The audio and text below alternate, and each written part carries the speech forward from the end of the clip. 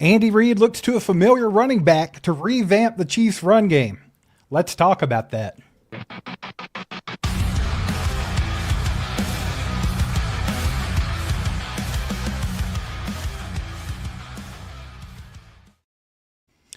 Chiefs Kingdom ACU crew, how are we doing, ladies and gentlemen? Welcome in, welcome in.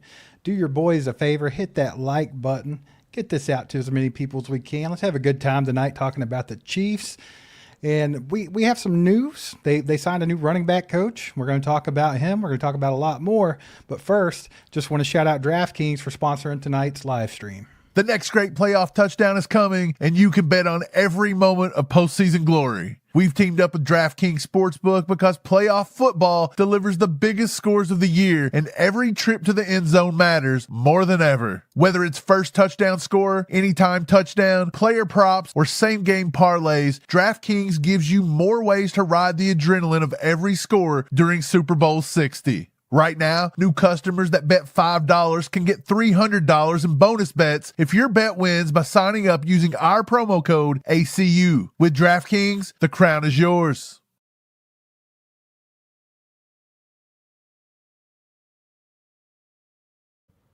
Crown is yours, baby. Go download DraftKings if you haven't yet. Use that promo code ACU. Mike, how are we doing tonight, bub? I'm good. The Chiefs made some moves today. I kind of want them to do something crazy. Like, I want them to, like, get a player or something, but you just can't yet. do it. Can't do it You just yet. can't do it. Like, I'm a little antsy, you know. But they did go out, and look, people didn't like – there was a lot of people that liked the Chad O'Shea hire at wide receiver. Yeah. But there was a lot of Cleveland fans, a lot of Browns fans acted as if he was a bad coach and they were happy to get rid of him. Well, the And a lot of Browns Chiefs suck. fans, Yeah. right? But a lot of Chiefs fans jumped on that, and they were like, "Oh, well, he might be a bad hire." We're seeing it again with DeMarco Murray. Oklahoma fans apparently didn't like him, don't want him, and Chiefs fans are buying into this, and they're buying into all the talking points of he's not developed anybody, he's not this, he's not that. I think it's ridiculous. We asked Andy Reid. We said, look, Andrew, you had a rough year this year. Can we please go out and hire some coaches not in the coaching tree? And the two guys he's made a decision to hire outside the coaching tree, O'Shea and DeMarco Murray, everybody's crying about it. They're all crying about it. So what do we want? What pleases Chiefs Kingdom? Does every single person that buys a Chiefs jersey and claims to be a Chiefs fan get to vote in a poll, and we just have to go with what the poll says or nobody's happy? Like, what are we doing? Yeah, I mean, it is what it is, man. The Chiefs have hired ex-NFL star DeMarco Murray as the running backs coach. Everybody remembers him at Dallas. He also played at Philly for a little while. He was the offensive player of the year at one point. He was a pretty good running back, man. He was a beast there just for a minute. But he's joined Andy Reid's staff after a 6-season stint with his alma mater at Oklahoma, Mike, which you mentioned, where he served the same role. He was the running backs coach there. It's a pretty significant offensive staff hire to me, because we've already brought in Eric Bieniemy, and he's been tasked with revamping the run game and getting it up to par and retooling it, whatever they have to do. And now you have DeMarco Murray to go along with him. Obviously, I think Bieniemy's looking more at the scheme and digging real deep into what they're going to do as far as the running backs go. But this is going to be the guy that's directly working with the running backs. Now, that's another big question, because we could talk about DeMarco Murray for a second. There's not really any ties to Andy Reid other than he played for Philadelphia after Andy Reid left. But, I mean, obviously Andy Reid's kind of culture and everything was kind of instilled in that organization. So, I mean, I guess you could say some ties, really, but, I mean, not. But the Bieniemy factor, like I said, I think that Murray's going to be working right there with Eric Bieniemy to get this run game to where they want it to be, and that could shape how the entire new look offense is going to be coming up this season. Now, there's some Oklahoma ties with the Chiefs, though, Mike. The Chiefs are always looking to Oklahoma for a lot of things. I mean, DeMarco Murray, he had running backs getting blocked for by Creed Humphrey. So, I mean, there's a connection there. Plus, we're always hot on any Oklahoma player. Every draft, it seems like we grab an Oklahoma guy, or so there are some connections there with the Chiefs and with Oklahoma. So I think there's probably a little bit more behind the scenes that we know. But I mean, this is all about just refreshing the staff, fixing the ground game, and like you mentioned, a lot of the Oklahoma fans say he didn't do much there. Well, I mean, you got to put that into perspective because they ran an air raid offense. I don't think he's had a 1,000-yard rusher since Eric Gray, I think is who it was. But there's ex-players from there, like Ramondre Stevenson credits DeMarco Murray to this day for his transition to the NFL and how good he was. So if you talk to any of the players that are still in Oklahoma, they talk about him being a top-notch leader, and they're going to feel the effects of him not being there.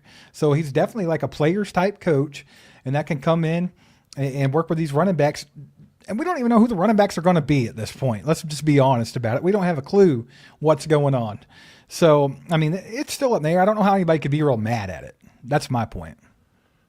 Yeah, you mentioned Ramondre Stevenson. He looked really good. Eric Gray back in 2022. Eric Gray was a change of pace back that he turned into a true bell cow. And he ended up getting him drafted. And then you hit the nail on the head. How are you going to get so mad at DeMarco Murray and say he doesn't produce this and doesn't do that? Four different offensive coordinators and 2 different coaches at Oklahoma. You had Lincoln Riley, who was famously known for an air raid. It's an air raid, ladies and gents. You don't run the football. Right. You just don't do it. And then they've got the new coach, and he's brought in Arbuckle, who has ties to the air raid of Western Fatty Kentucky. Arbuckle? Just right up the road from us. Yeah, sure. Ben Arbuckle, right up the road, played at Western, coached at Western. He's got ties. He's running an air raid. They had Lebby. They had Luttrell. They've had nothing but air raid offenses.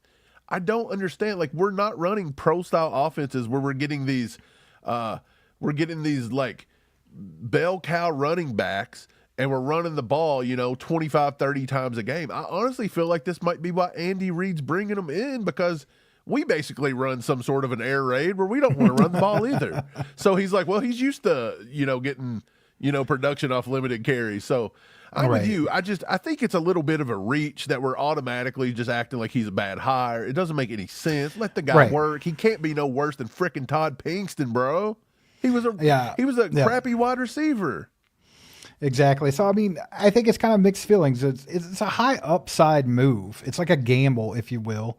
But I think that people are looking at it from both sides. There's a lot of like high energy optimism. There's also some skepticism that comes along with it. And we've talked about both sides of that. But I mean, NFL analysts, like if you're talking about analysts, there's people like Jordan Schultz out there who thinks this is a great hire, that this was a primary target for Andy Reid.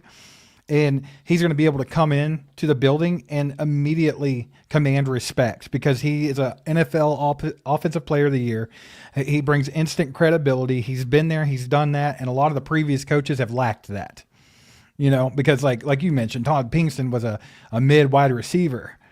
Like now they're going to have a running backs coach that's been there, done that at a high level.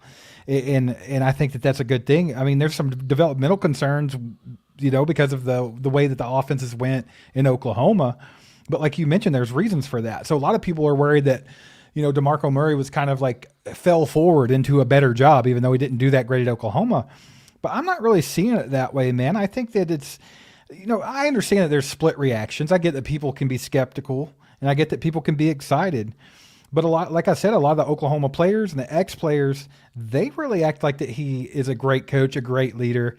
And I'm kind of with Jordan Schultz here. Like, we have a running back coach in the building now that has credibility. Todd Pinkston had no credibility as a running backs coach. Like, I mean, think about it. It's kind of like with Connor Embry as a wide receiver coach. There was no credibility there. We had guys like Travis Kelce and DeAndre Hopkins staying after practice with the receivers to let them know what to do, to let them know how to be as a pro, to let them, work on things with them. Like, there's been no credibility with our position coaches at all. But now all of a sudden we have Chad O'Shea in the wide receiver room who's been there, done that with the Patriots, with guys like Randy Moss.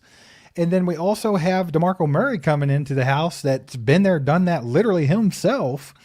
And I think that there's a lot more credibility there. I think these players are going to respond better to that. And I think it's probably a good thing. I mean, we're not going to know until we know exactly who the running backs are. We're also, I think it's also kind of like a joint venture here between him and Eric Bieniemy, because I think they're going to have to work together side by side to figure out this running attack. So, I mean, it could go a lot of different ways, but I don't consider this to be a bad hire. I'm not mad at it. No, I think him and Bieniemy both being former running backs, I think the running back room is going to be in decent hands for finally once over the past few years. Don't you just feel more comfortable with it now than just Todd Pinkston? You have to. I mean, yeah. And Matt Nagy. 96, right, 96.5 The Fan this morning, Fescoe and Dusty, they had on Oklahoma beat reporter and the editor for OU Insider, Jesse Crittenden. He come on, he talked about DeMarco Murray and everything, and I thought what he said was really good. He had a quote that said he's coming to Kansas City because he wants to be here specifically. He said, I think it's important to know that DeMarco Murray is an OU guy. He's been at OU for 6 years and has loved being at his alma mater. He has been chased by a lot of top programs and even NFL programs. Those top programs, Ohio State tried to get him, Michigan tried to get him, and the Philadelphia Eagles tried to bring him in. He would not go. He wanted to stay at OU. When Andy Reid come calling, he said he couldn't pass it up. He likes the culture in Kansas City. He said, I think this jump to Kansas City is because he wants to be there. He wants to be with the Chiefs. He wants to be on Andy Reid's staff, and I think he is excited about jumping from college football to the NFL. Yeah, Look, yeah.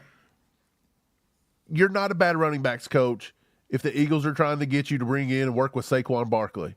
You're not a bad running backs coach if you're, two of the biggest programs, not only in the Big Ten, but in the nation, Ohio State and Michigan's trying to come lure you out of Oklahoma. Right. Like, you're at Oklahoma, for Christ's sakes. Like, you're at an SEC school. You're at one of the most traditioned schools in the country, and you've had the job for 6 years. Of course, those fans want to win. They want to win. They're looking for scapegoats to blame each and every year. Of course, it's going to fall on just random stuff. But I think we all had a little bit more of a beef knowing that we had Todd Pinkston, a wide receiver at a running backs coach, than to actually be dogging on a running backs coach that was an NFL, all-pro. Exactly. To me, it doesn't make sense. I think it was more scheme problem in Oklahoma than anything. I don't think it was DeMarco Murray. I'm right there with you, man. You guys get in the chat and let us know what you think about the hire. Do you like DeMarco Murray? Do you not? Do you think it was a bad idea? Let us know, and let us know why, because I'd really like to see both sides of that. Appreciate you all being here, by the way. If you haven't hit the like button yet, do us a favor, hit the like button. Looks like Chiefs Kingdom is in hiding tonight, so let's bring them out. Let's get them in here and talk about some football. And we appreciate you guys. If you haven't subscribed to the channel yet, do that. Absolutely want to be a part of the #1 independent Chiefs channel on YouTube. We're trying to grow this bad boy. We're doing it all organically, just me and this dude over here. We do it all from the ground up. So we'd appreciate any help, any word of mouth we can get, anything like that. But you guys are freaking awesome. Let's get to the chat real quick, Mike, and we'll talk some more about DeMarco Murray and that hire here in a minute. But we got, can I pet that dog with a 2-bomb? It says McDuffie, Rice, and a first and a 2027 second for Justin Jefferson. Good God. That is, just trade the whole team. That's too much of a haul. Can I pet that dog? That's insane, bro. That's crazy. And then not to mention, you got to pay Justin Jefferson through the roof when he gets here. Right. That's insane. That's tough, man. I'm gonna have to say I like the creativity, but I'm gonna go with a no on that one. I have to pass on. I appreciate the two, bub. What Randy Jackson used to say on American Idol. That's a no for me, dog. That's a no for me, dog.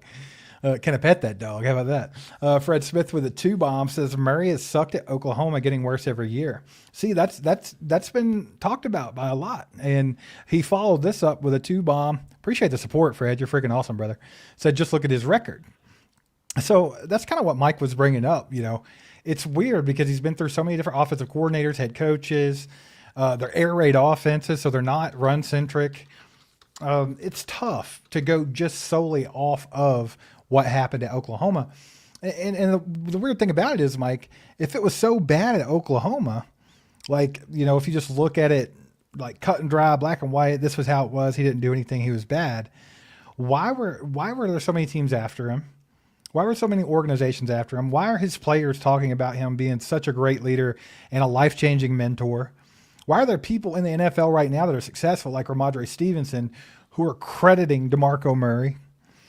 I don't know. It's just, it's kind of odd to me. And I understand that it's kind of a gray area overall.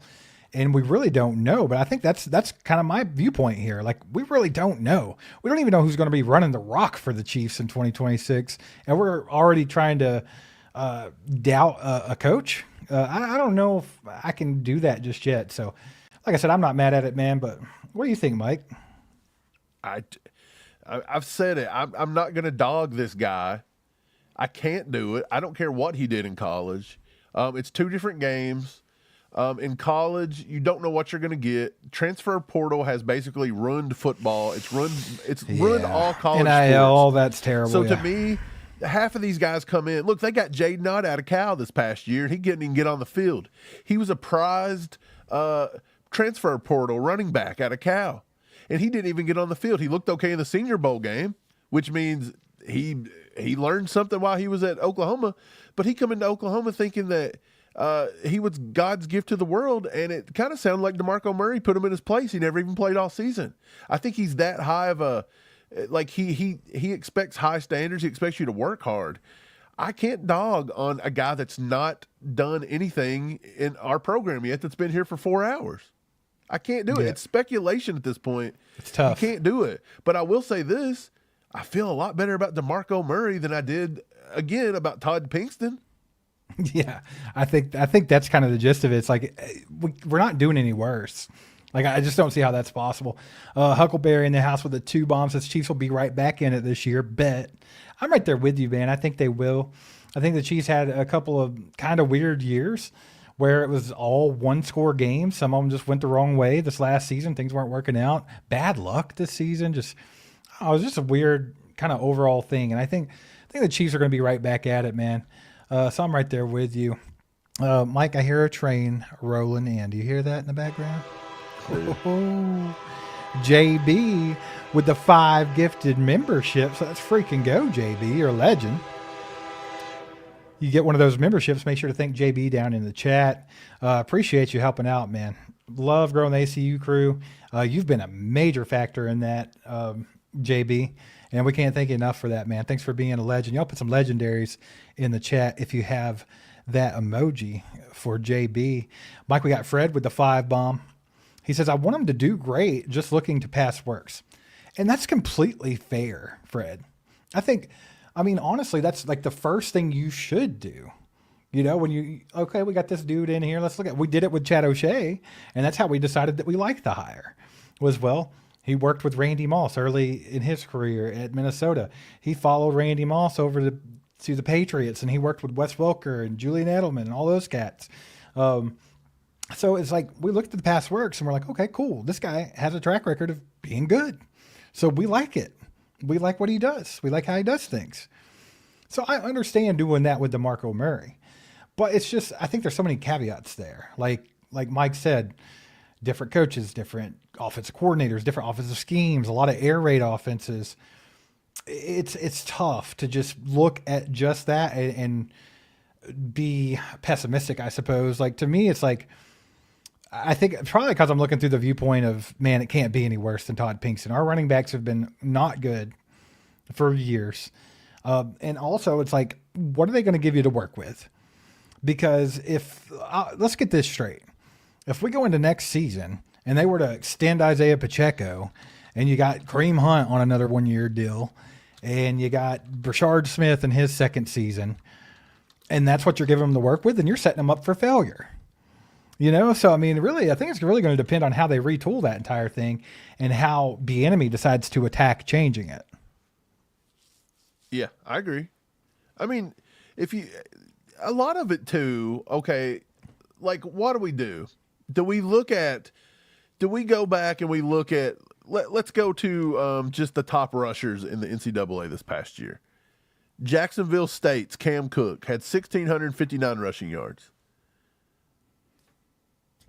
So I haven't seen Jacksonville State's, running back coach. Well, I mean, you got to put that job. into perspective too. Jacksonville State's probably paying a bunch of high school teams. That's what I'm saying. So Right. You can't just look at stats and do this and do that and do everything. I can't see that being a thing. You want to talk about Jeremiah Love. Do we give all the credit to Jeremiah Love or do we give it to the running backs coach? You know what I'm trying to say? Like, it's a pull and it's a push-pull thing. And For all we know, Oklahoma's not recruited any good running backs for him. I mean, he had Ramondre Stevenson, Kennedy Brooks, and Eric Gray from 2020 to 2021. That was a pretty good group. He had Eric Gray and Tawi Walker from 22 to 2023. Eric Gray was okay. I don't know who they've had from 24 on, but I know last year the running backs wasn't very good. So it's like, you can't give me the worst running backs ever and expect me to just always turn a crap sandwich into a 5-course meal. Like, I think there's some limits to this as well. And a lot of college, and again, with the portal, there's so many things. Like, you may get a running back that comes in on the portal because the NIL wants to pay him a bunch of money, and he doesn't fit what you do, and he doesn't want to listen to you, and he's making more money than you are. Right. Well, so Mike, it is what it is, man. Just to kind of summarize everybody that's in this chat right now, we got well over 100 votes on the poll. Do you like the hiring of DeMarco Murray as a running back coach?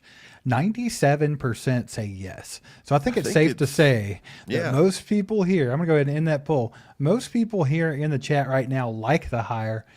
And I think that's the thing. I think it's good to be optimistic. I mean, change is good. We wanted change. That's what everybody's been screaming for 2 years. And then, even this offseason, the offseason that we had after the Chiefs were eliminated officially, we had like 4 or 5 weeks, 6 weeks there where we were basically in an offseason while the season was still going on.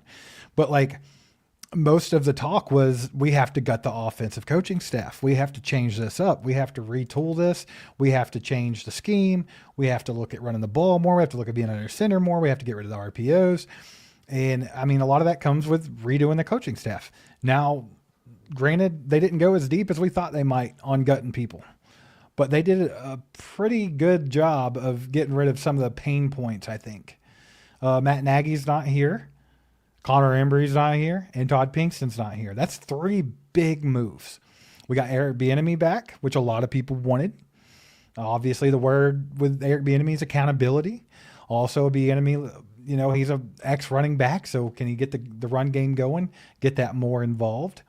And now you have DeMarco Murray here, who is an ex-NFL running back that won the Offensive Player of the Year, was a damn good running back that can get some respect from his players. I think that's a good thing. I think it's a good thing, and I think, now if it turns out to be bad, then it turns out to be bad. But I think that having a little bit of optimism here and being like, hey, Andy changed some things up that needed to be changed. Like, that's a good sign. That's a good sign. I just found out their starting running back for the past 2 years was Javonte Barnes. I think that when he come in, he was the 191st national recruit, and he was the 16th rated running back in the country coming in off the class. He's now transferred to Kentucky. He's going to be playing with Will Stein next year. So how wild is that? So, I mean, I'll say this. I'm holding out all hope that DeMarco Murray can't be no worse than what we had. That's the only thing I'll say about it. I think it's a pretty decent hire. I'm glad we went out of the coaching tree, to be honest, a little bit. It sounds as though Andy's listening a little bit. That's what people wanted. That's all I'm trying to say. I see a lot of people talking about the McDuffie thing in the chat. So let's talk about McDuffie. That's a big one tonight. Let's talk about McDuffie for just a few minutes, man. Before we do that, guys, once again, I'm going to beg you, hit that like button.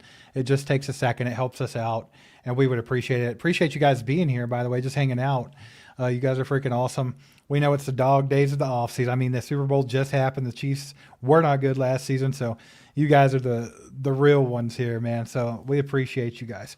But let's talk about McDuffie. We already had the question from Can I Pet That Dog about a trade. A lot of people in the chat saying trade him, trade him, trade him. I saw someone in the chat say that he's only worth a 3rd-round draft pick, which I think is wild. There's a lot of people that think extending him is the right move, and that's been discussed as by insiders that they think they're trying to extend McDuffie. So let's just talk about that for a minute, Mike. Like, I know we've covered this quite a bit, but like, has anything changed for you? Because to me, like, I'm kind of in the same boat with McDuffie. It's like, if we can't extend him, we need to trade him and get some draft picks. If we can extend him and you want to do that, that's the route you want to go, cool. I like McDuffie. McDuffie's a good player.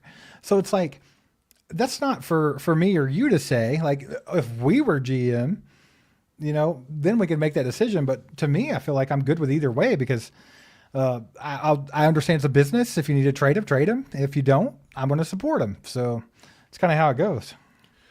Yeah, well, look, this all started today because of this one tweet. At Talking Ball 1 says, I received a text, expect the Rams to make a big-time trade for a So what's the credibility of Draft Nerd? Hold here? up. This dude got 731 likes, 170 retweets, and it's been shown to almost 1 million people, okay, by Talking Ball 1. And if you go to Talking Ball 1's Twitter, he's got 1,000 followers and works for a place called Draft Nerds. No, there is nobody in the world that could say that this dude is a credible source. He may have just wrote that to write it and get exactly the reaction he just did because it can't be confirmed. And then why are Chiefs fans so conceited in a way that just because that's being said, that we think that this has to be about McDuffie? Like, what is it? Is that really where all this has two corners? Is that really where all this came from? Absolutely. That is what sparked it all on X today, is this one tweet. That's weird. It doesn't say nothing about McDuffie at all. Like, we just had a group of people on some people on X got together and said, oh, this has got to be about McDuffie. Good job. We don't know it's about McDuffie. They can be talking about anybody. Like, That's get true. it that maybe, just maybe, McDuffie could be somebody they could inquire about. I'm not saying that's not a Right. thing. Well, I mean, I think the thing about it is if a team's looking to make a big splash at cornerback, he's definitely a top target because he's a top 3 cornerback in the league. So, and he's, on that 5th year. Absolutely. Maybe, but for all we know, maybe they're going to reach out and try to do a big interdivision thing, or maybe they're going to reach out to the Colts, see if they can get Sauce Gardner since he kind of didn't pan out. Maybe they're going to, not learn their lesson from the last 20 years and go after Jalen Ramsey and overpay him. That's what I'm saying. You never know what it's going to be, but it sparked the whole thing about Trent McDuffie. And look, I think if you, like, we can talk this Trent McDuffie. I have a feeling this is going to get talked into the ground between now and whenever Brett Veach decides to do what he's going to do. But Trent McDuffie is under contract this year for $13.5 million. Yeah. I don't know what you can get out of him for trading. I think that you could probably let him play out this year. Having Trent McDuffie play out this year for $13 million is a steal. Yes, we need salary cap. That's not but bad. But that is a steal on a guy that's worth $25 million a year. Yeah. Next year, you could actually franchise tag him if you want. So you ain't going to lose him for nothing. You can franchise tag him and work him out or get 2 first-rounders next year from him. I don't know if Brett Veach has to really mess with McDuffie this year. But if he does want to trade him, I think you have to get at least a late first-round pick for him. Well, I'm with Brian Parrott here. It's going to cost you 2 picks or kick rocks. I mean, yeah, we're kind of in get control. A late first and maybe a second or a third next year. Because if somebody's coming after McDuffie, that means that's a need for them and that's a want for them. They want him, right? They're coming to you. We can keep him here for $13 million. We can franchise tag him. We can do a lot of different things. So guess what? The Chiefs are in the driver's seat here. So I'm absolutely with Brian Parrott. You give me 2 picks and we'll talk. You know what I would prefer? Otherwise, go on. If you're going to trade McDuffie, I would prefer to get maybe a second-round pick this year. Like maybe a team at the end of the first round. Let's just say the Rams. They got a pick late in the first. I would take their second-round pick this year and try to get their first next year because next year's a much better class front to back. I would keep loading up for the future. So I wouldn't want the first-round pick this year, I don't think. I don't think there's that much talent. I've only got about 12 players rated as a first-round talent.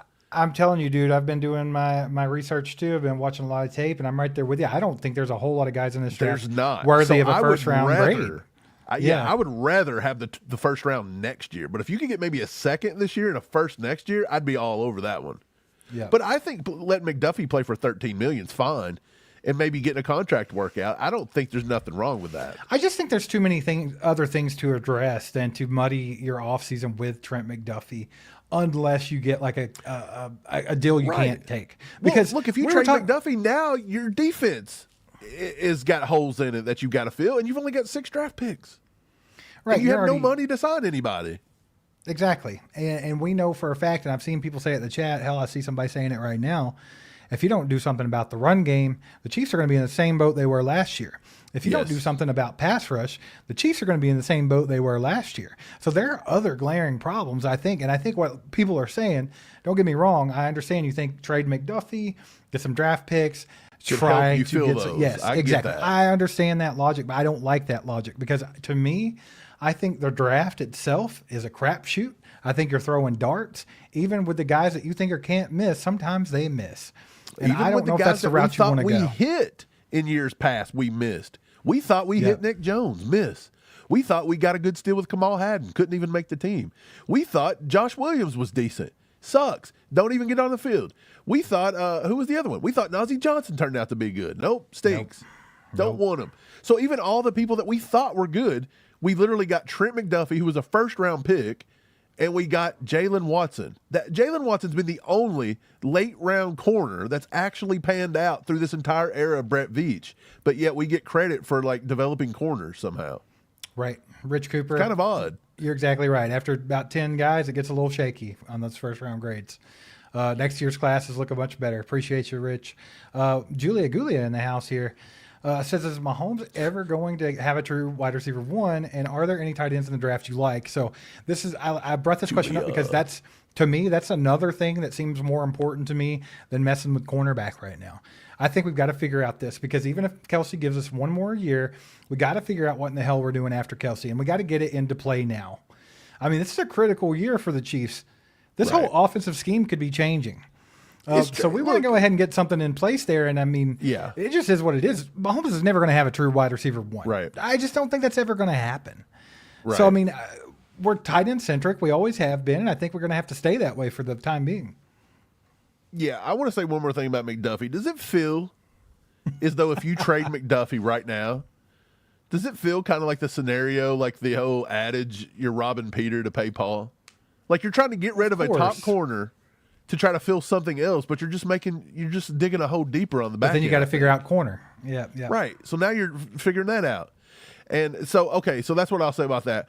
ACU misfit, Julia Gulia. What do I think about Mahomes? I don't think he's ever going to have a true wide receiver one because I think what fans see as a true wide receiver one, the Chiefs don't even feel like a true wide receiver. You know what I'm saying? Like they're never going to go. Like who do we think's a true wide receiver one? Justin Jefferson, Jamar Chase.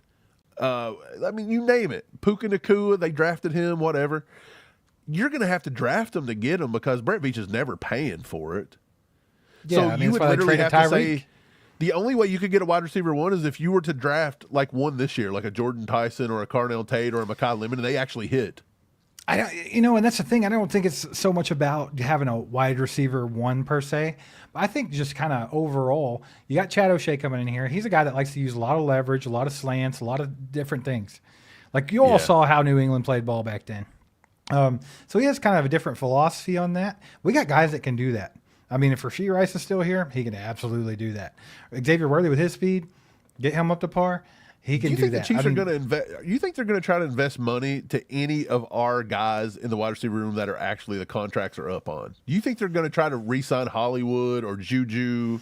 Well, I don't know. That's what I was getting ready to guys. I was getting ready to say, like with a different philosophy of a different wide receiver coach, like all of a sudden, I think that we have to start looking to more receivers that are route savvy, like guys that can run tight routes, guys that have a good route tree, guys that can get open. It doesn't matter if they run a 4.2 or a 4.7. It obviously doesn't matter because they're Jerry Rice, for Christ's sake. I mean, come on, guys. Jerry Rice, the best slow as molasses. of all time, to be honest. But we have all these fast guys on our team and all these athletic guys, and they can't even get open. They were the worst at getting open in the entire league. They don't know how to use their leverage and stuff properly. We have got to start looking at it from a different lens. It's not about getting a Justin Jefferson in here. Because what did Justin Jefferson do for the Vikings this year? Nothing. Because if you don't have anything around him and there's no plan in place, then you just have a really expensive, talking piece. But you do have things around him in Kansas City. No, I understand that. I get that. But also, do you? Because if you have to pay Justin Jefferson money, I don't think you got to sacrifice somewhere else. So I think that it's like a different mentality with that whole thing. And as far as the tight ends in the draft, we talked about the two that I like so far on the last video. So if y'all get to watch that, well, that might have been 2 videos ago. Either way, past video, we talked about Kenyon Sadiq. I think that he could offer you what Kelsey did earlier in his career, kind of that vertical threat. Just an insane athlete, kind of like Brock Bowers. Like you put him on the football field, he's going to be the best athlete out there at tight end.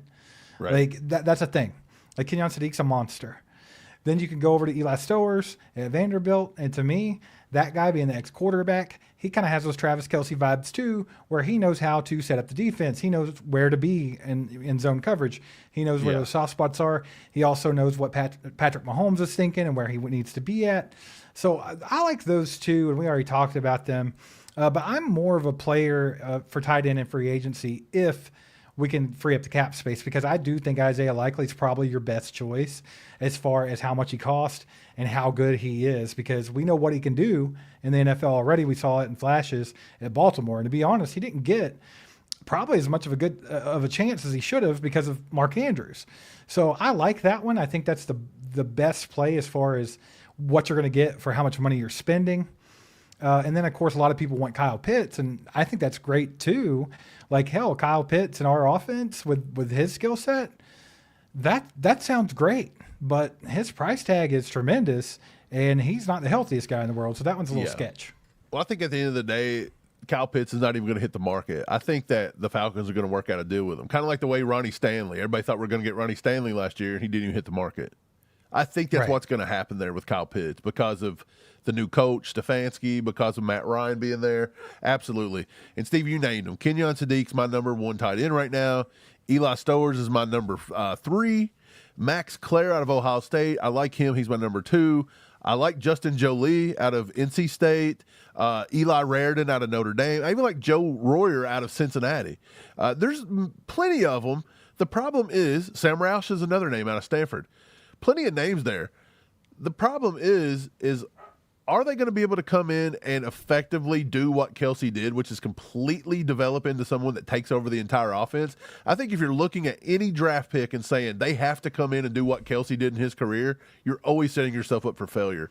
Andy is going to have to pivot a little bit, because you can't keep forcing a tight end-centric offense if your tight end is deteriorating, if your tight end is getting old, or if you're bringing in a rookie that just can't handle the workload. Now, if he would have had Brock Bowers, absolutely, we could continue going, but we're not getting that kind of thing. And I don't think there's a Brock Bowers in this class. If there's anybody close, it's the Sadiq type. He's a little more athletic. Sadiq's way more athletic than Brock Bowers. Right. But he's a move weapon. That's always what Brock Bowers was. Remember him coming out? Everybody said he's too little, can't play tight end. I said it doesn't have to be a tight end. He's a weapon. Move this guy everywhere. That's Kenyon Sadiq. For sure. Guys, hit that like button. Help your boys out. Get in the comments if you're lurking. We want to hear from you. Appreciate you guys for being here. Real quick, just want to shout out Zarda Barbecue. Let's freaking go. They have this all new Zarda Wings and Things combo for a limited time only. Get over to Zarda in Blue Springs or Lenexa and check them out, man. Those wings, top notch. They got great food. We love them. They're always good to ACU and the ACU crew. Zarda is the place to be, baby. They got them sauces, baby. That combo looks tight. It comes with 4 hickory smoked wings, 2 fall off the bone ribs, and a side of onion rings. That sounds great. I wish I had that tonight. That's what I wish I had for dinner tonight. Yeah. I wish I had it right now, but shout out Zarda. Let's just make a trip this weekend and go to Zarda. What are we doing? An impromptu ACU meetup, and let's all go eat Zarda. How about it? Yeah, it's not like we have life to do. You know? It's not like we have anything to do. Let's just waste 16 hours driving to Zarda. Now, shout out Zarda. They're awesome. Get over there. Check them out. Eat some good food. Let them know All Chiefed Up sent you their way. But yeah, guys, appreciate y'all being here. Appreciate the guys that have donated and stuff so far. That's awesome, man. It's the dead of the off season, so ACU still got to eat too. So we appreciate you guys. You guys are awesome. And speaking of, we got Sammy in the house with the 2 bomb. He says, would you trade Jones and McDuffie for Mad Max? What about that, Mike? Jones and McDuffie? Ooh, no. That's tough. I couldn't do it. Chris Jones is such a difference maker in the middle, bro. I don't know. I don't know if I could do that. I like Max Crosby and everything. I think the odds of him ending up with the Chiefs are slim to none, probably negatives. I'm going to say this. I don't think I could do it. I like Max Crosby a lot. I think he's a fantastic edge rusher. I like his mentality. I like his work ethic. I like his attitude. But the thing about it is I think that there's a bit more of a, like, your Chiefs fans look at him through heart-shaped glasses, brother. Like, and I know it's because we compete against him twice a year and we see how good he is. But I do think that, you know, this is coming from a guy that likes Max Crosby. I think he's fantastic. I think he's one of the best edge rushers in the league. but I do feel like he's overvalued a lot by our fan base. Yeah, could be. I Could don't be. know. Just the But vibe. speaking of Chris Jones, the Chiefs, Matt Zenith actually come out from CBS Sports and said they're hiring back Terry Braden.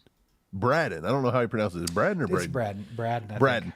As an assistant defensive line coach. So he's going to be taking over for the fellow that left and went to Michigan, I think. Or what was his name? Whittingham? Or I don't even know. I was hoping to get rid of him. So I'm glad he's gone. But this is a guy that Chris Jones actually said this year that when he was struggling, he was reaching out to him because he left the Chiefs and went to Nebraska for a season. Yep. And Chris Jones said that he was reaching out to him. He really respected him, and he said he helped him for turning around to the second half of his season. And Chris Jones actually looked better. So this is a big hire today, and I think it's getting overshadowed a little bit. Now, I know he's just like an assistant defensive line coach. It's getting overshadowed by the DeMarco Murray news, but I think this is a decent hire because I think Chris Jones really loves him. I think a lot of these guys, like George, all these guys are used to him. I think he comes in and helps, and I think it can help the development of Ashton Gelati. It can help the development of Omar Norman-Lott, who, by the way, posted on his IG today. He's out pushing sleds, so he's recovering from that ACL injury. He should be ready to go by this year. So Right. I think there's a lot of good things coming for this defensive line, and I firmly believe we're going to draft one or pick one up in free agency or both. Right. Yeah, I'm right there with you, man. I wanted to shout out Matt in the chat. Baby says, love you guys. Been here since the beginning. Appreciate you guys. A lot of you guys have been here since the beginning. 56,000 subscribers. Ultimately, we'd like to get to about 100K. And you guys have been riding along with us the whole time. Just keep spreading the word. We'll keep doing what we do. We're gonna get there. It's been a good ride. Man, I mean, I like Braden. I'm okay with that. He's familiar. A lot of the players, like you said, Chris Jones thinks highly of him, and I think that was a nice little move there as well, dude. So I'm kind of happy with that. We got a 5 bomb from Rust. Or Rustus Android, I don't know whatever it is. Says, why am I scared that next year will be as bad as this year? So I think that's perfectly normal too. I think a lot of people are. But I think that's why you can be a little bit optimistic about seeing these changes take place. Because if nothing changed, if we would have went another season with Connor Embry, Todd Pinkston, Matt Nagy, all that, I think everybody would be on the same boat with you. Where it's like, dude, we're just going to have another year. This looks bad. But now, you kind of got a little bit of hope going. Plus, when you see the changes that they've made so far, and you see that they're willing to do these things, it kind of makes you optimistic for what they're going to do in free agency, what they're going to do in the draft, and what they're going to attack, right? So, I mean, obviously we'll know more after free agency takes place and draft takes place, and then we can kind of look at it and be like, hey, what are they going to do here? But, I mean, I think Andy's got a whole offseason ready to roll where he's going to be changing some things up. I just think there's no way that he doesn't know that. Andy's not dumb. He's one of the best coaches to ever do it. Yeah. And I think Andy knows he's got to get out of 1998. He's figured it out, guys, I think. So let's just see what happens. Hopefully. Steve Julia asked, are we still going to try to make Omar Norman-Lott into Derek Nottie? I hope not. You better not. I think after this injury, they would kind of think twice about that. Hopefully this hire here, bringing back Braden, maybe he'll get back in there and be like, look, what were y'all doing? Yeah, that's crazy. Anybody should be able to see that. I just clicked the wrong thing, but I got a 2 from Sammy. It says, if Lott and Gelati develop, is our D-line that bad? No. And I think Ashton was developing quite well in his rookie season. The more snaps he got, the better he was. I watched him on Chief Concerns. They had him on the show yesterday. A lot of good information on that. Y'all go watch that. Check it out. Ashton Gelati had a lot of fun things to say. He thinks that he could have performed better. I think his mentality is great. I think the way he's attacking this thing is great, and I think that he's going to be pretty good, dude. I really like Gelati. And like you said, Mike Lott coming back off the injury, if they'll stop with experimenting and just let these guys do what they do, then I think they're going to be just fine, Sammy. Look, I just now thought of this. Just now. How wild is it that we drafted Omar Norman-Lott and Ashton Gelati, and literally Lott is like right in the middle of both of them. I didn't even really think of that, but it's like you can't spell Gelati without Lott right there in the middle. That should be a good duo. When they're a good duo, that's going to be the saying. I never really kind of put that together, but what's the chances? Russ back at it with a 5-bomb. Says, okay, thank you for talking me down. I mean, I think honestly what you said is, I think it's in the back of a lot of Chiefs fans' minds, and that's why there was even talk this offseason of like, should it be time to get rid of Andy? Because I don't think people want to slide back into that, and it's kind of scaring people. So I think we just got to let it play out, and you get a little bit of the PTSD, right? I don't think it is though. I think we'll be better. I honestly think that's why we had such a rough season this year, was because just kind of like the mentality that not only fans had, because obviously that doesn't affect it that much, but like I think the locker room, I think the coaching staff, I think a lot of them were beat down from that abysmal Super Bowl. Yeah, I think like just a lot of football kind of in shit general wears on you, bro. Yeah. Yeah, and then like, so I mean, coming off that could absolutely be a thing coming off of a season that we just experienced. I think if you got a weak-minded team, then absolutely you could be in for some trouble. But I think that they're up to the task, man. I mean, you got leaders like Patrick Mahomes who's trying to attack this thing, get back by week 1. We know how he is. He's highly competitive. And I don't know, man. I think their heads will be in the right place. But appreciate you, Russ. We got Flapjack in the house with the 5. Says Veach screwed us in the 24-23 draft. This dude better step up or step out. So the 24 and the 23 draft. Which drafts was that? I'm trying to think. So 24 would have been Felix, right?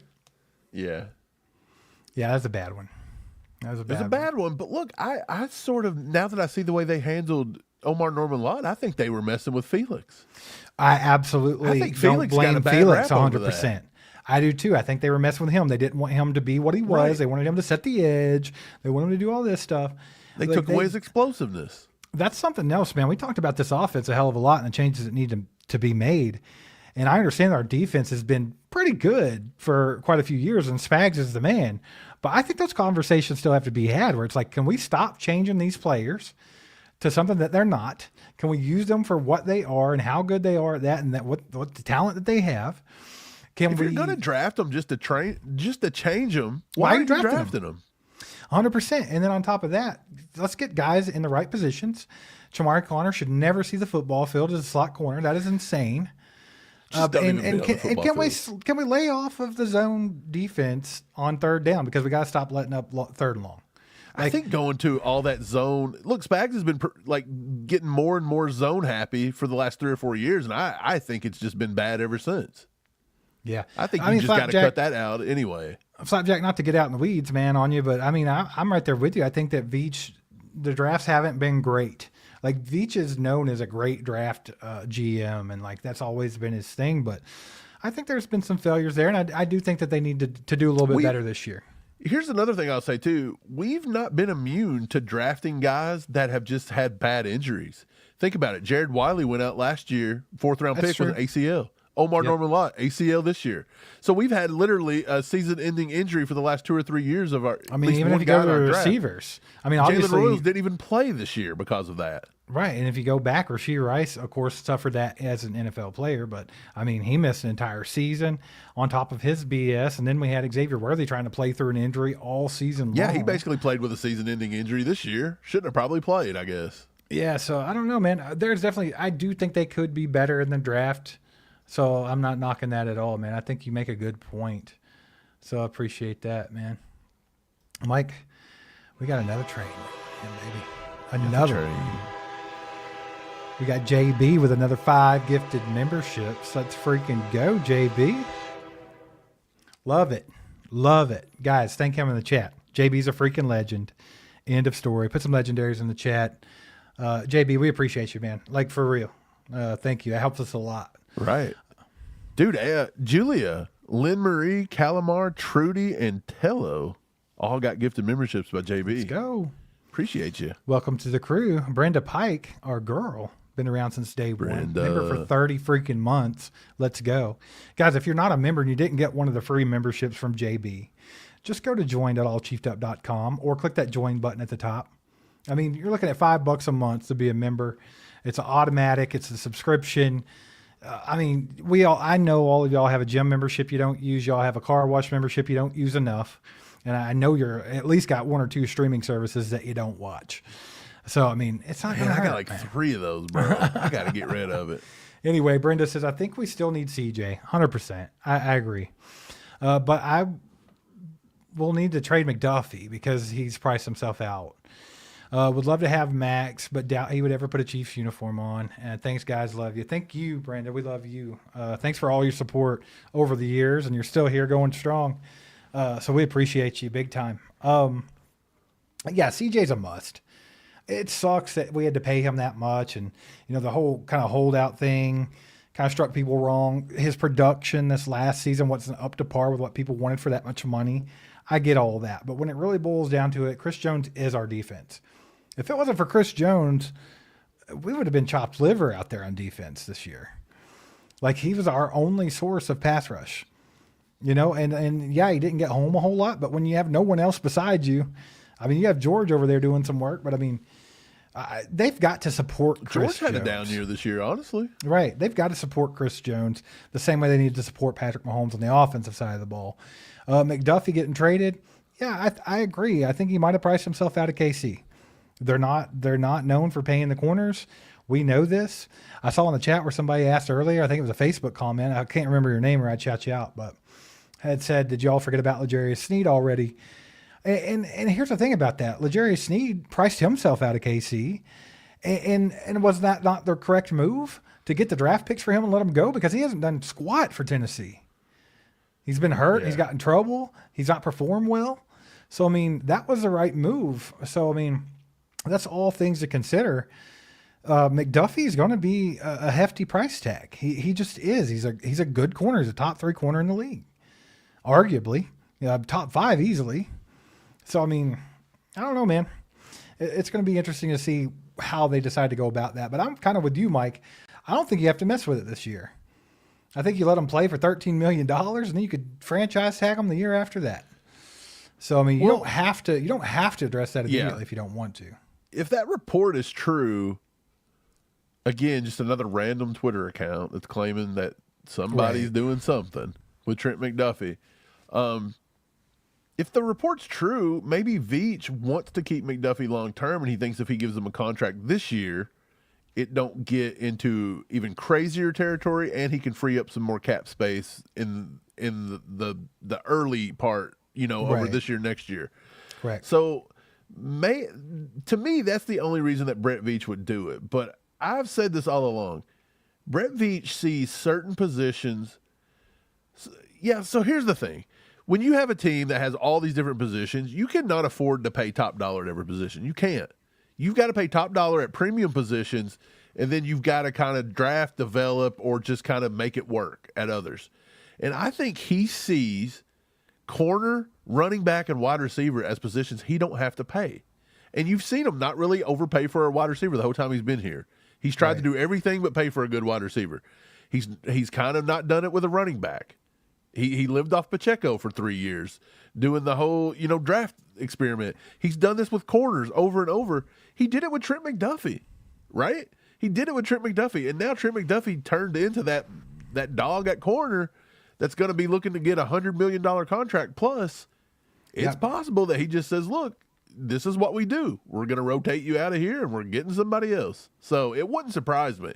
No, either way it goes, because I've been saying if there's an exception to the rule, it might be the guy that they spent a lot of draft capital on, the guy they traded up in the first round to get. Right, in the first round, yeah. Right, so like if they decide to go a route that they haven't in the past, then this would be the one that would garner that, right? Sammy with the 2 says running back and safety rooms are by far the worst right now. I'm not going to argue that. I think the safety room, we don't even know if they're bringing Brian Cook back yet. They wouldn't let Jaden Hicks play a whole lot this year. Spags kind of dropped the ball there. I don't know if that was warranted or not, but he just didn't get to play. He didn't turn out the way that we thought. Jamari Connor, they've been using him at the slot corner, which is terrible. I don't know how he could be at safety. I like Christian Roland Wallace. I think that he's good. But, there's just not a lot there. So you're not wrong. And then, of course, the running back room goes without saying. So I think I'm right there with you. Mike, would you say there's any other rooms that you think are worse than those 2? The defensive line room's pretty bad. Yeah. Because I'm not counting Mike Danner or Charles Omenihu. I don't think they're in the room right now. They should. Derek Notty's not there. I don't think Mike Pinnell's not there. And we got some young guys, right? Right. If you look what we really got, we've got a bunch of young guys, and we've got Jones and Karloftis, who both coming off a year where they didn't perform. I think that's kind of low. I honestly don't think wide receivers in a good position right now. You don't have Tyquan Thornton. You don't have Hollywood Brown. You don't have are they Juju. worse? Are they worse than the safety room and the running back room? I don't know about that. I mean, you've got Rashee Rice for 1 year. That's Worthy. It. You've got Xavier Worthy, who's by all means hasn't developed as much as people would like, and you've got Jalen Royals, who we haven't seen play a legit snap of football yet. So it might not be as bad as the safety room, but it ain't too far behind. Yeah, there's lots of spots there that they need to work on for sure. Russ with a 5 bomb says, sorry for another. Don't be sorry, brother. You're supporting us. We appreciate you, man. That's freaking awesome. Says, talking Spags defense, wasn't the blitz off this season, or was it just me? I absolutely think it was. I don't know if he blitzed less, but it damn sure seemed like it because it didn't seem as effective. Like even McDuffie, who's a great... McDuffie didn't get home at all this year. Right, great blitzing corner and didn't get home much. Yeah, his grade was horrible this year. Yeah, I mean, you're right, but I think that just kind of went with a lot of the other stuff. You know, you're not getting any pressure from your front four. They were doing a lot of weird zone defenses. So they kind of expected you to do some blitzes, right? And I think we got a little too. I think sometimes Spags gets a little too predictable in certain spots as well. I think he was starting to get predictable late in the season. For sure, it was the same on both sides of the ball. Brenda with a 5 says blaming the coaching for Omar and FAU. Also, the slow start for Gelati. 100%, Brenda. I think I'm right there with you. I think if anything strikes me as why these guys have not been what they are, I think it is the coaching staff. I think they were hindered. We saw it plain as day with Omar Norman Lott. They tried to make the guy gain weight and got him hurt, doing something that he's not known for. Right. Absolutely just dumb idea. I don't know where that came from or who thought that was okay, but that is bad. And then Gelati, I think, should have definitely got more snaps early. I think he started to develop towards the end of the year, but I think Gelati's one of those guys, the more snaps he gets, the better he's going to be. He's just getting a feel for the league, man. The guy's got the talent. He's got the motor. So, I mean, I think it's just getting him in there and getting his feet wet. Now, Felix, that's the one that's kind of up for debate. But after seeing what they did with Omar Norman Lott, I absolutely think they had something to do with Felix not being successful because, Mike, we watched all of Felix's tape in college. We watched him a lot during that draft because we thought that's who the Chiefs were going to take in round 1, and they did. Yeah. And the reason why we thought they were going to take him was because he was a little bit different. He was a little faster, a little bendier. He could, he wasn't the prototypical Spags edge rusher. He had a really good arsenal of pass rush moves. So we thought that's what they were doing. But then all of a sudden, just you get nothing from him. And it's like, I'm kind of with you, Brenda. Definitely could have been the coaching staff because, I mean, looking at the rest of it, it's kind of what it points to. I just don't see how Felix just fell off that bad. I don't think Felix was you could say he was overdrafted because he's probably a second-round talent, but if you wanted him, that's where you had to take him, which by all means was a second-round pick. It was the last pick in the first round. So I think Felix had the talent. I just don't know why it didn't pan out. So, I mean, it very well could have been the coaching staff. Yep, I agree. Huckleberry with the 2 says CJ would be better with some help. 110%. We've been saying that. Got to put people around him to help him succeed. I mean, this guy's eating triple teams, double teams all the time. He's going to need the help. He's eating cheeseburgers. I know this says RP Anderson here, I think, but I'm going to go with Panderson because I like it. With a 5 bomb says, who is the most serviceable running back and D-line helper we could get free agency? It's a good question, man. Running back free agency, I think everyone's going to be hot on Breece Hall because that's who Veach wanted at the trade deadline. And he's a big name. He's an explosive player. He hasn't got to really showcase what he can do because he's been stuck with the crappy Jets. So, I mean, I think that's going to be their main target, especially with like fans. There's some other guys we could talk about. Etienne, Mike likes Tyler Algier, some guys like that.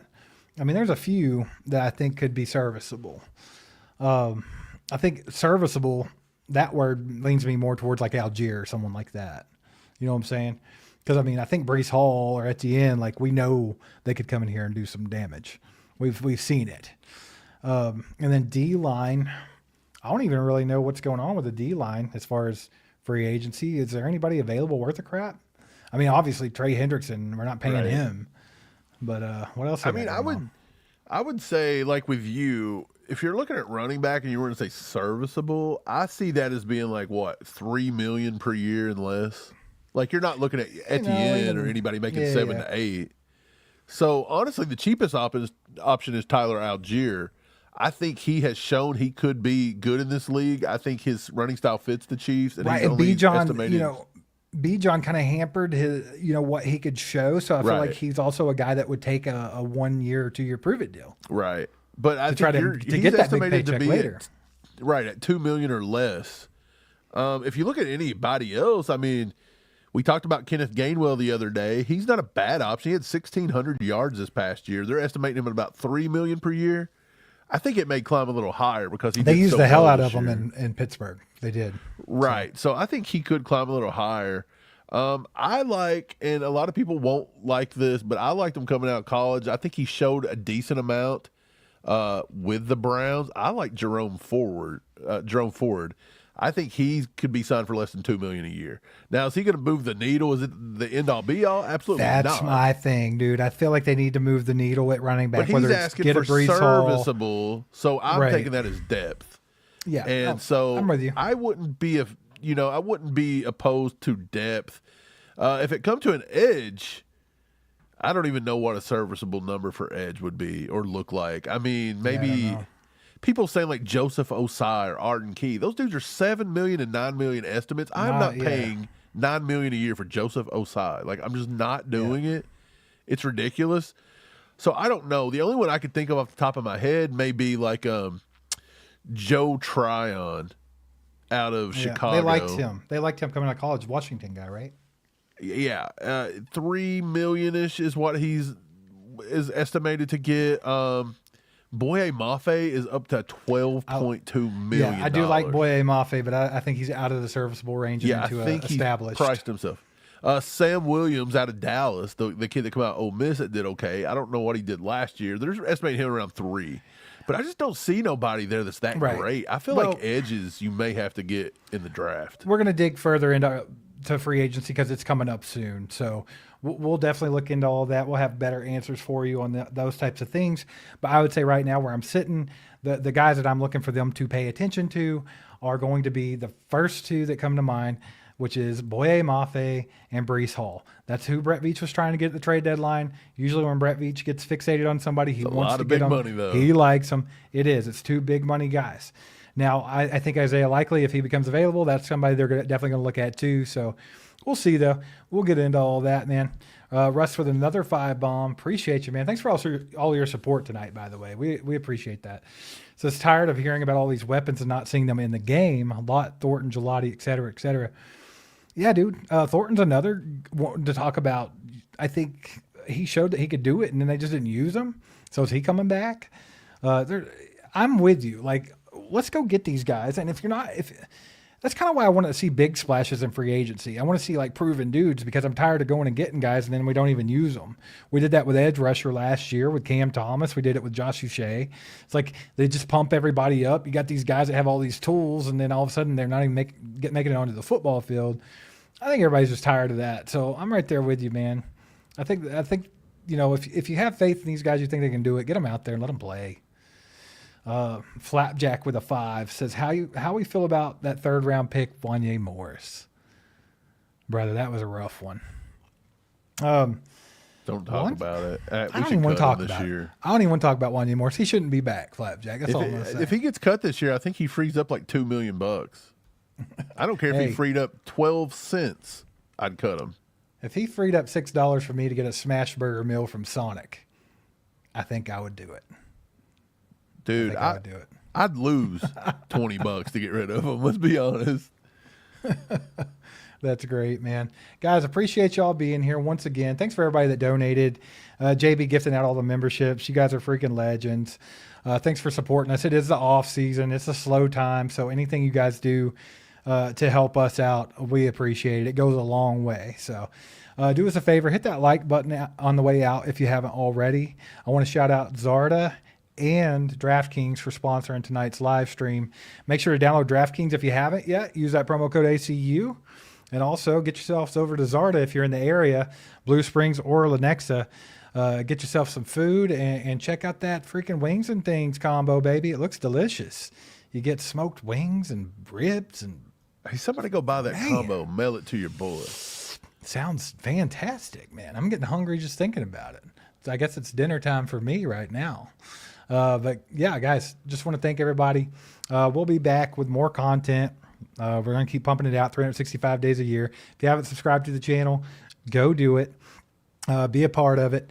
We're going to keep growing this bad boy, and we've done it organically and with you guys in the chat. So can't thank you enough for all that. And we'll be back. So keep your eye out. Have a good night, guys. Wow.